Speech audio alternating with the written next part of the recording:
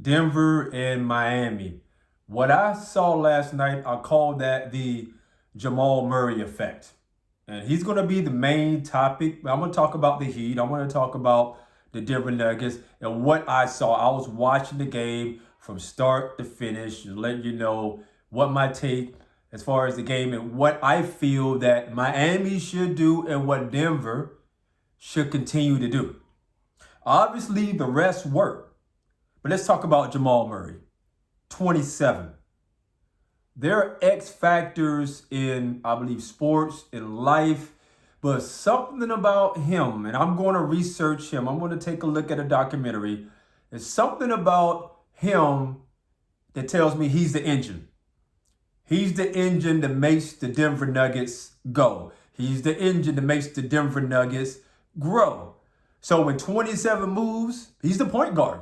You're the captain of the ship. You're the right-hand man to the head coach. You're the coach on the floor. I know there's Jokic. He's there. I know he's there. But I believe that the point guard sets the tone, sets the pace for the game. On the other hand, you have Vincent. Nothing wrong with Vincent, but looking at Vincent versus Murray, and I know it's a team sport, there is a considerable difference. There is a advantage. I call it a competitive advantage as far as Jamal Murray.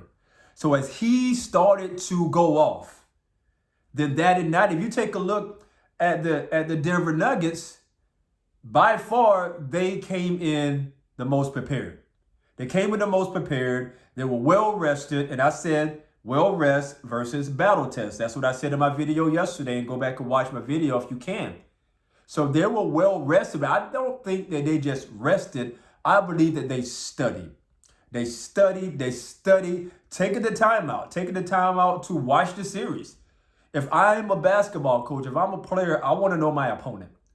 I want to know the strengths. I want to know the weaknesses. I want to know if they're dominant left, dominant right in regards to that. I want to make sure if they're offensive minded, defensive minded. But for some reason, I believe Mike Malone, the coach, he reached out to Nikola. He reached out to Jamal Murray. Study film, study tape. We want to make sure we're prepared.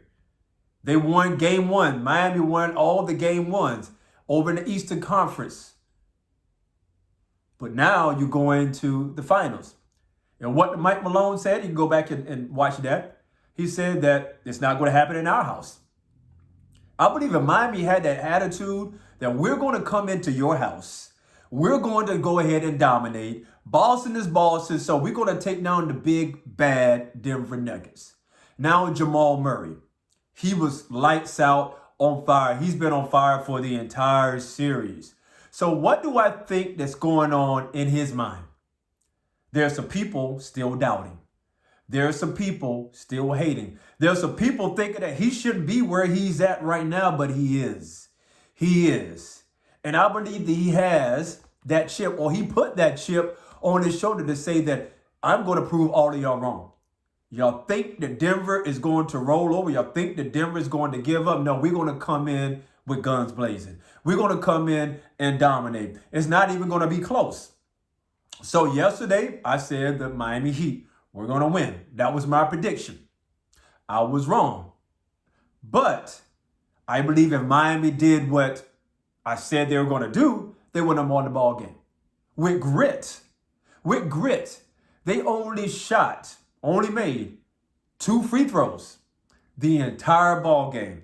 I took a look at the shots. They took way too many shots. The 3 was not falling. If the 3 is not falling, if you know that the most aggressive part of our game is to drive to the basket, why not drive to the basket? Give yourself a chance.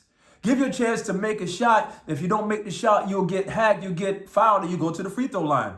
But that didn't happen. So if I'm Eric Spoelstra, I'm going back to the tape, and I'm going to ask myself, what didn't we do?